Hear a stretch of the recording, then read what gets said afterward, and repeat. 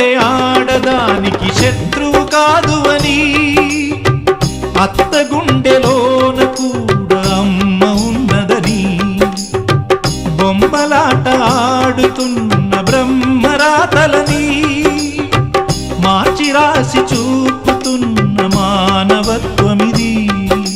చరితలు చదవని తొలి కథగా, మనసులు ముడిపడు మనుగడగా, తరతరాలకు నిలిచి పొమ్మని తల్లిగా దీవించే చల్లని తరుణమిది.